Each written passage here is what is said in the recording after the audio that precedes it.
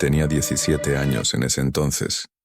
Apenas 2 semanas dentro de un agosto húmedo que envolvía a nuestro pequeño pueblo como una manta pesada.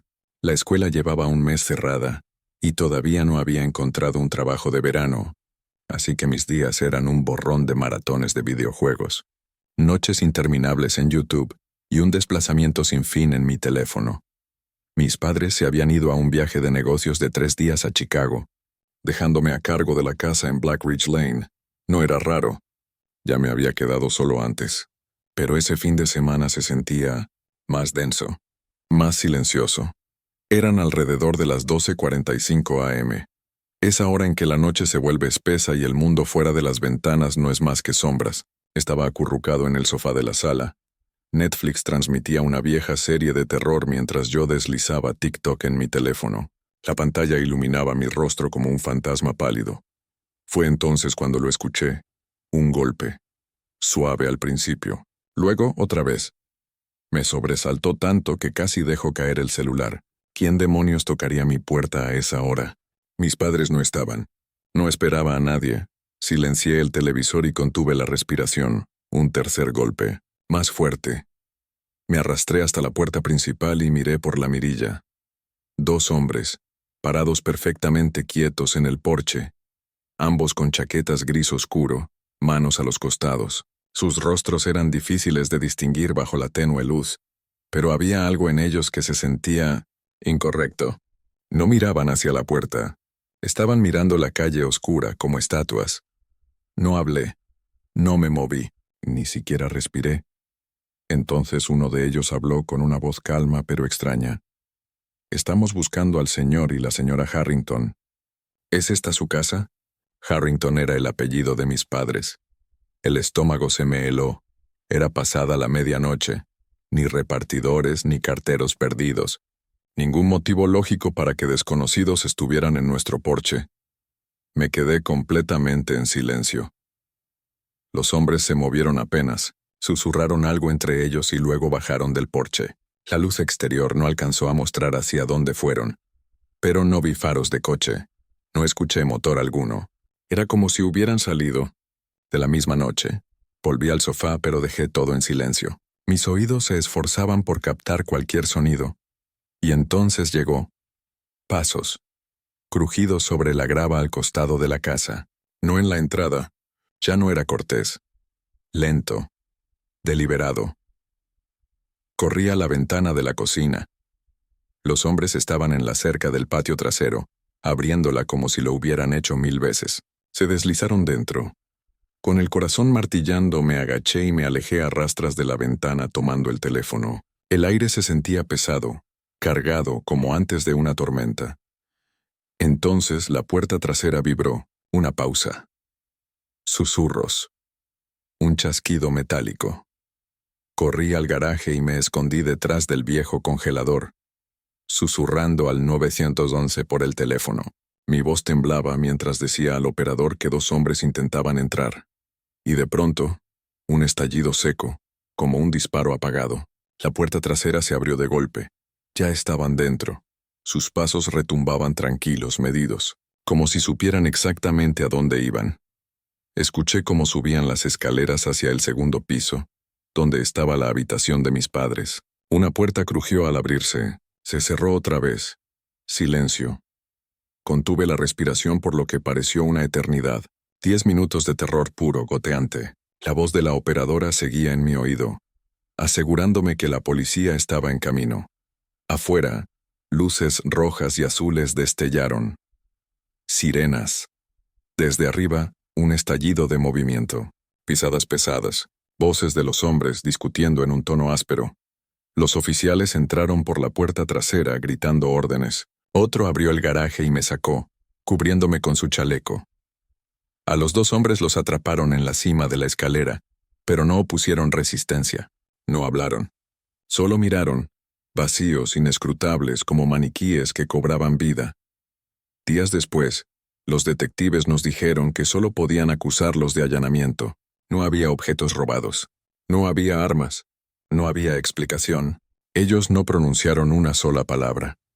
Pero lo que aún me mantiene despierto por las noches no es lo que hicieron, Es lo que iban a hacer, porque lo comprendí después.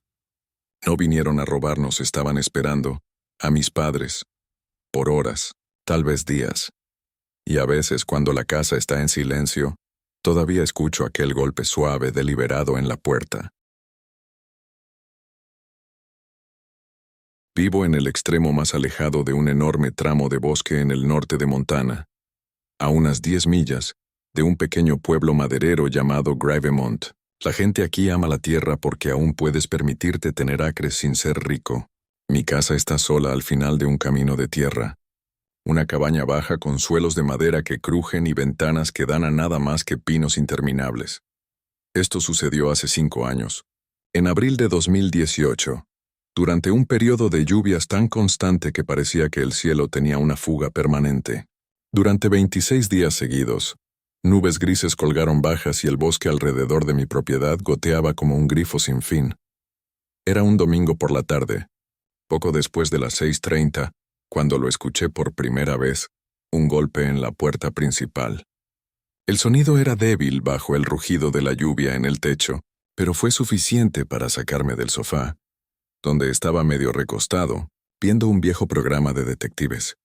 Cuando abrí la puerta, no vi ninguna camioneta de reparto ni un vecino. En su lugar, había un hombre de pie en mi porche.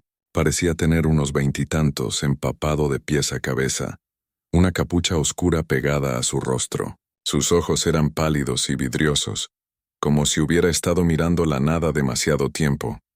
¿Puedo ayudarle?, pregunté manteniendo la voz firme. Dijo que había estado acampando en el bosque cercano y que había tenido problemas. Su voz se quebró al decirlo, aunque su rostro permaneció extrañamente inexpresivo. Necesitaba un lugar donde pasar la noche, dijo. Vacilé. Con la ubicación de mi casa no era imposible. La casa habitada más cercana estaba a más de 4 millas, y el camino de tierra se extendía vacío otras 5 más allá de mi propiedad. Y estaba lloviendo a cántaros, láminas de agua empapándolo todo. Pero dejar entrar a un desconocido en mi hogar, se me hizo un nudo en el estómago. Le ofrecí mi teléfono en su lugar. ¿Puedo llamar a alguien por usted? A la oficina del sheriff. Una grúa. Lo que necesite. Ni siquiera miró el teléfono. No puedo, dijo sin emoción. Luego, sin una palabra más, se dio la vuelta y se alejó, bajando por el camino de tierra antes de internarse entre los árboles. Durante un rato me quedé allí, tratando de verlo a través de la lluvia, pero el bosque lo engulló rápidamente. Volví adentro, cerré con llave la puerta y traté de olvidarlo. Durante unas 2 horas lo logré. La lluvia se volvió un siseo constante contra las ventanas. Entonces lo vi. A través de la ventana trasera, más allá del patio empapado, un tenue resplandor naranja parpadeaba bajo los pinos negros. Corrí la cortina entrecerrando los ojos. Una fogata, incluso bajo el aguacero, ardía, pequeña pero constante, como si la hubieran protegido con cuidado. Y allí, una figura junto a ella, encorvada, sosteniendo algo largo y anguloso. La lluvia borraba los detalles. No podía saber si me estaba mirando a mí o al bosque. Mi corazón empezó a golpearme el pecho. Cerré la cortina y tomé mi teléfono, llamando al departamento del sheriff.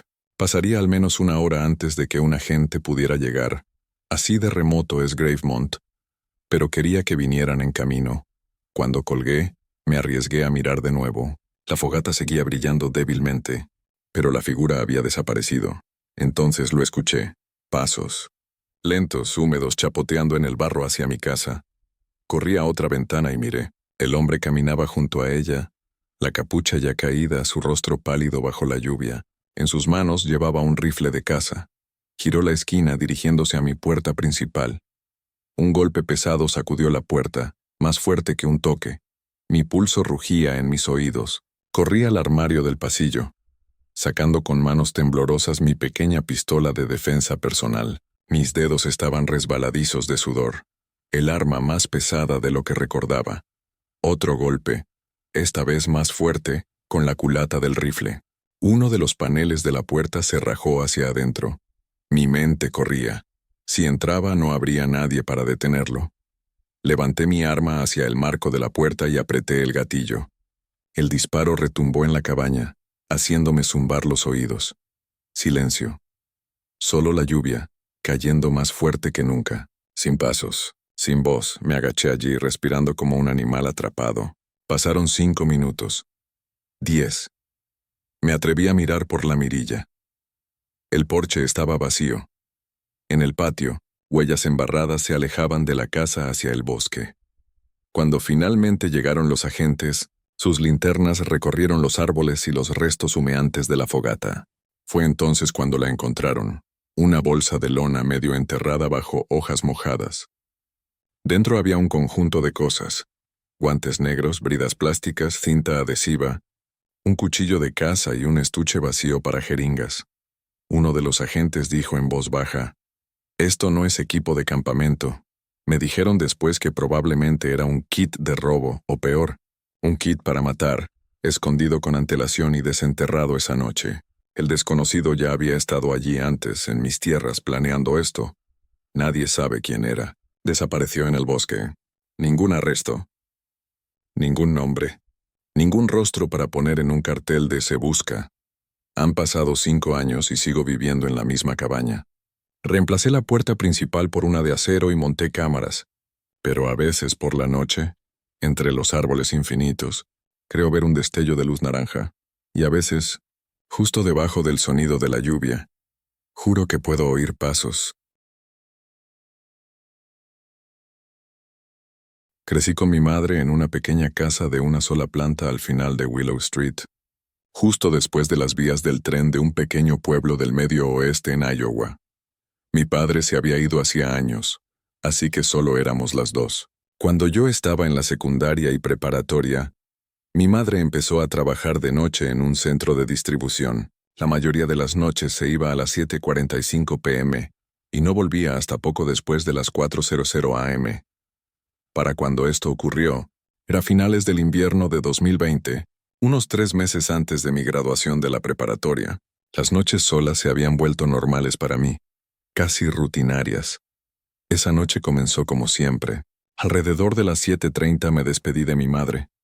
Vi las luces traseras de su coche desaparecer por la calle y luego me acomodé para unas horas de videojuegos. Era noche de escuela, así que planeaba dormir antes de la medianoche, pero ya sabes cómo es eso. A las 11:40 finalmente apagué la consola, me lavé los dientes y me metí en la cama. Aún así seguí con el móvil otra hora, arrullada por el suave zumbido de la calefacción y el distante rugido de un tren de carga que pasaba. En algún momento, después de haberme dormido, desperté de golpe. Un sonido. Era suave pero distinto. El clic de una puerta cerrándose abajo. Mi reloj digital brillaba 3:29 a.m. en números verdes. Por un momento sonreí somnolienta. Llegó temprano, pensé. Me giré de lado, escuchando. Pasos cruzaban las tablas del suelo abajo. Pero entonces fruncí el ceño. Mi madre siempre subía directo a cambiarse el pijama, cansada del trabajo. Nunca deambulaba por la planta baja. Sin embargo, quien estuviera ahí se movía despacio, de habitación en habitación, sin pausa, sin prisa, como si estuviera inspeccionando la casa. Una presión helada se acumuló en mi pecho. Me incorporé y encendí la lámpara de mi mesita. Al instante los pasos se detuvieron. El silencio fue repentino y pesado, como si alguien contuviera la respiración. Esperé, el corazón latiéndome fuerte. Nada. Me acerqué a la puerta de mi habitación, pegando la oreja, solo el tenue tic-tac del reloj de la pared. Abrí la puerta despacio y miré por el pasillo. La casa estaba completamente oscura abajo, ni una sola luz encendida. Ese detalle, la oscuridad, me hizo estremecer más que nada. Avancé hacia lo alto de las escaleras y me agaché, mirando entre la barandilla. La sala estaba exactamente como la había dejado. Incluso mi mando seguía en la mesa del café. Nada faltaba ni se había movido. En mi cabeza susurré: si alguien viniera a robarnos, la PlayStation sería lo primero en desaparecer. Pero algo me decía que esto no era un robo. Quería demostrarme que era mi madre, o al menos que no había nadie abajo. Bajé las escaleras de puntillas, mis pies descalzos silenciosos sobre la madera. «¿Mamá?», llamé en voz baja. «¿Ya llegaste?». Nada, avancé hacia la cocina. Fue entonces cuando lo vi. Una sola huella de bota mojada en el suelo de baldosas orientada hacia el pasillo. Mis ojos siguieron la marca hacia arriba, y el aire se me quedó atascado en la garganta. Al fondo de la cocina, justo más allá del tenue resplandor del reloj del microondas, un hombre estaba sentado en nuestra mesa del comedor. Vestía de negro y una máscara oscura le cubría la parte inferior de la cara. La capucha de su sudadera estaba subida. Incluso con la poca luz pude ver sus ojos fijos en mí, sin parpadear. No se movía. No hablaba. Solo estaba ahí, con las manos planas sobre la mesa. Sentí que el pecho se me hundía. Corrí. Subí las escaleras de 2 en 2, cerrando de un portazo mi habitación y echando el pestillo. Mis dedos temblaban mientras marcaba el 911, susurrándole a la operadora mientras intentaba no sollozar. Abajo, la silla del hombre se arrastró suavemente. Comenzaron pasos lentos cruzando la sala, luego el crujido del primer peldaño. Estaba subiendo. Me pegué contra la puerta, susurrándole a la operadora. Todo mi cuerpo temblaba tanto que apenas podía sostener el teléfono. Entonces, el sonido de la puerta principal abriéndose. Los pasos se retiraron, rápidos pero firmes. La puerta se cerró. Silencio. Faros atravesaron mi ventana. El coche de mi madre. Estaba entrando en la entrada. Salí de mi cuarto corriendo. Bajé las escaleras y salí al porche para hacerle señas, gritándole que no entrara. Minutos después, la policía llenó la casa. No encontraron nada. Ningún hombre. Ninguna máscara. Solo esa única huella embarrada en el suelo de la cocina. Más tarde, un oficial le dijo a mi madre en voz baja que parecía que quien había estado allí no quería robar nada.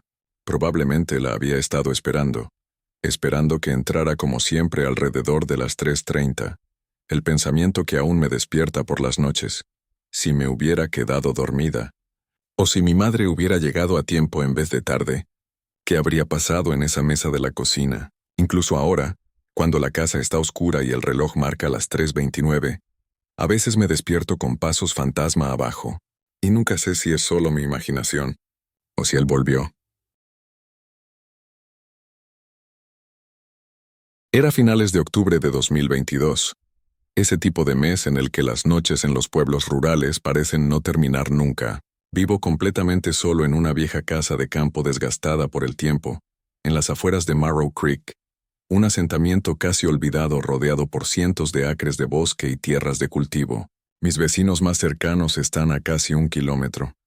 Una pareja de jubilados con los que apenas cruzo un saludo de vez en cuando. Vivo en silencio. Solo salgo al pueblo por víveres o suministros y esa tranquilidad ha sido tanto mi refugio como mi condena. Aquel día había sido como cualquier otra tarde de otoño.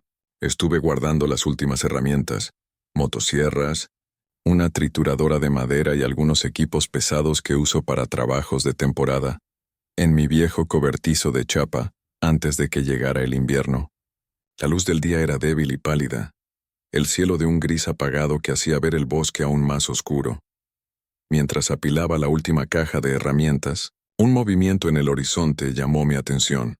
Un hombre, o al menos eso parecía, caminaba por el camino de grava que pasaba frente a mi entrada. Llevaba un abrigo gris demasiado grande y un gorro de lana oscuro que le cubría la cara. No tenía mochila, ni coche cerca, ni señales de viaje. El pueblo quedaba a casi 4 horas caminando, y nadie, absolutamente nadie, aparecía por aquí a pie. Lo observé hasta que los árboles lo tragaron en la curva, sin coches, sin ruido. Lo suficiente para helarme un poco, aunque me convencí de que sería algún vagabundo perdido y volví a mi trabajo. Para cuando terminé, el sol ya se había ocultado y los campos eran solo siluetas negras. Dentro de la casa me preparé la cena, intentando olvidar al hombre, pero a mitad de la comida un golpe sordo retumbó afuera. No era un animal ni una rama cayendo. Era algo deliberado, un golpe hueco de madera. El estómago se me hundió al darme cuenta de que provenía de mi cobertizo. Me levanté despacio y miré por la ventana de la cocina. La puerta del cobertizo estaba abierta de par en par. Esa puerta era vieja pero resistente. Nunca se había abierto sola, ni siquiera con tormentas. Sentí cómo se aceleraba mi pulso. Fui al armero, tomé mi rifle y lo cargué con manos temblorosas. En esta zona rural era normal tener un arma, aunque intentaba convencerme de que sería un mapache o un coyote. La caminata hasta el cobertizo pareció eterna. La noche estaba tan quieta que parecía fingida. Mis botas crujían sobre la hierba helada mientras alumbraba con la linterna. Revisé el interior. No había movimiento. El aire olía metálico, como a hierro húmedo. Nada parecía fuera de lugar. Cerré la puerta con fuerza y aseguré el pestillo 2 veces. Pero al girarme para volver, esa sensación de ser observado se me subió por la espalda. A lo lejos mi casa permanecía inmóvil y oscura, apenas iluminada por el tenue resplandor de la cocina. Ya dentro, cerré con llave y suspiré, pensando que exageraba. Entonces lo vi, una huella fangosa en el suelo del pasillo. Y no solo una, sino varias, formando un rastro que iba desde la puerta trasera hasta el cuarto de invitados al final del corredor. Eran grandes, más profundas que las mías, huellas de botas pesadas. El corazón me martillaba mientras alzaba el rifle. Avancé hacia la puerta del cuarto, cada paso retumbando en el silencio. Acerqué el oído. Respiración. Lenta, pesada, justo al otro lado. Antes de que pudiera reaccionar, la manija giró con violencia bajo mi mano, y la puerta se abrió de golpe. Retrocedí tambaleando, el rifle en alto. Un hombre apareció en el marco. No era el mismo que había visto en el camino. Este era más grande, de unos 30 y tantos, con un parca mugriento y botas cubiertas de barro. Sus ojos estaban desquiciados como los de un animal acorralado, y sostenía una pala oxidada, cuyo filo brilló bajo la luz del pasillo. Avanzó un paso, levantando la pala. Su expresión no era de miedo ni de confusión, era de furia, una furia fría y silenciosa. Le grité que se detuviera, mi voz quebrándose. «¡No te muevas!». Traté de sonar firme, pero mis manos temblaban tanto que el cañón del rifle vibraba. Por un instante no hizo nada. Nos quedamos mirando, el aire cargado solo con nuestras respiraciones. Llamar al 911 en este lugar significaba esperar al menos 40 minutos a que llegara un sheriff. 40 minutos a solas con él. De repente lanzó un golpe con la pala, no para alcanzarme, sino para asustarme. El hierro chocó contra la pared y cayó al suelo mientras él giraba y corría de vuelta al cuarto. Lo seguí tropezando entre las huellas fangosas y alcancé a verlo escapar por la ventana, cayendo al patio y perdiéndose en la oscuridad de los campos. Me quedé helado, con el rifle aún en alto, el aire frío entrando por la ventana abierta. Los campos se extendían infinitos, y en algún lugar allá afuera estaba ese hombre que había estado dentro de mi casa, esperando, observando. La oficina del sheriff llegó 1 hora después. Revisaron la propiedad, hallaron las huellas, la pala, pero no al hombre. Ni un coche en la carretera, ni una explicación. Han pasado meses desde aquella noche, sin arrestos, sin pistas. A veces en la madrugada sigo oyendo pasos bajo mi ventana, aunque al mirar nunca hay nadie. Pero sé algo con certeza. Si no hubiera tenido mi rifle esa noche, si él me hubiera alcanzado antes, hoy no estaría vivo para contar esta historia. En noviembre de 2021, hice uno de mis pocos viajes fuera de mi propia ciudad. Este viaje en particular me obligaba a quedarme en un pequeño y desconocido pueblo, enterrado en medio del bosque, a varias horas de la ciudad más cercana. Los hoteles de la zona se veían viejos y descuidados, algunos apenas funcionando. Justo cuando estaba a punto de conformarme con uno, encontré un anuncio en Airbnb, una casa de estilo colonial de 2 pisos en las afueras del pueblo. Las fotos la hacían parecer cálida y bien cuidada, mucho mejor que los moteles. La reservé por 2 noches, aunque solo planeaba quedarme una, ya que mis reuniones terminarían tarde al día siguiente. Después de casi 15 horas de viaje, llegué. Era pasada la medianoche. El pueblo parecía muerto. Ni un solo coche en las calles, ni una persona caminando, y todos los escaparates apagados. El silencio se sentía antinatural, como si todo el lugar hubiera sido abandonado. El camino hacia la casa serpenteaba por un barrio densamente arbolado. El Airbnb estaba aislado, rodeado de árboles esqueléticos que se mecían con el viento frío. La luz del porche brillaba cálida, pero lo que me inquietó fue una tenue luz que se filtraba por una ventana del 2.º piso. Supuse que el huésped anterior simplemente la había dejado encendida. Apartando la incomodidad, tomé mis maletas y entré a la casa usando el código del teclado. El interior olía levemente a polvo y a cedro. Estaba limpio, ordenado, casi demasiado perfecto. como si nadie hubiera vivido allí realmente. Dejé mis cosas en la sala y luego subí para apagar la luz encendida. Era un dormitorio de repuesto con solo una cama y una cómoda. El tipo de cuarto que un huésped no necesitaría. Apagué la luz y cerré la puerta. Por fin fui al dormitorio principal, saqué algunas cosas y me preparé para dormir. No estaba acostumbrado a viajar, así que aunque estaba agotado, permanecí despierto, desplazándome por el teléfono. Fue entonces cuando comenzó. Un golpe profundo resonó a través de las paredes. Levanté la cabeza de golpe y me quedé inmóvil. No eran las tuberías. No era el viento. Sonaba deliberado, como si algo hubiera golpeado la madera desde dentro de la casa. Me levanté lentamente y abrí la puerta del dormitorio. El pasillo estaba completamente oscuro. Ni un sonido. Me quedé escuchando. Entonces, débilmente, lo oí. El crujido de las tablas del suelo proveniente del dormitorio de repuesto. Acerqué el oído a la madera. No era un crujido aleatorio. Eran pisadas, lentas, cuidadosas. Se movían hacia el pasillo, un paso tras otro, hasta que se detuvieron justo fuera de mi puerta. Mi mano apretó el picaporte, sujetándolo con fuerza, y entonces lo sentí. El picaporte giró bajo mi agarre. Quienquiera que fuese, estaba intentando abrirla. Mi pulso se disparó al resistir, forzándolo de vuelta a su lugar. La presión cesó, solo por un momento. Entonces el picaporte fue tironeado violentamente, y la puerta se empujó hacia adelante, abriéndose a medias antes de que yo la cerrara de golpe con todo mi peso. En el instante fugaz antes de que volviera a cerrarse lo vi. Un hombre. Su rostro solo era visible a medias, pero sus ojos ardían con rabia. No una confusión borracha ni un enfado trivial, sino una furia que parecía personal, como si yo le hubiera hecho algo.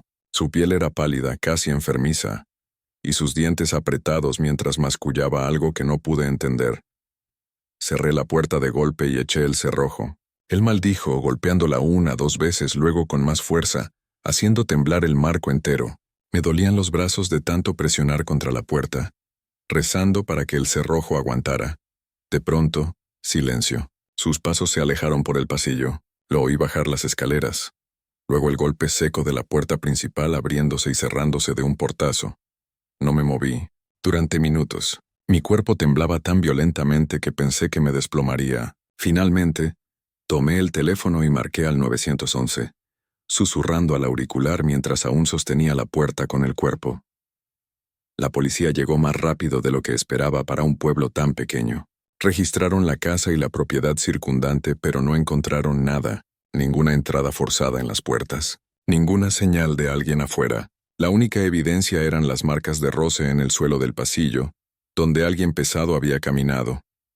El dueño del Airbnb me contactó después, disculpándose y prometiendo dar seguimiento con las autoridades. Pero nunca volví a preguntar, nunca quise saber más, porque la pregunta que me persigue es si ese hombre no era un desconocido, si no era algún intruso al azar.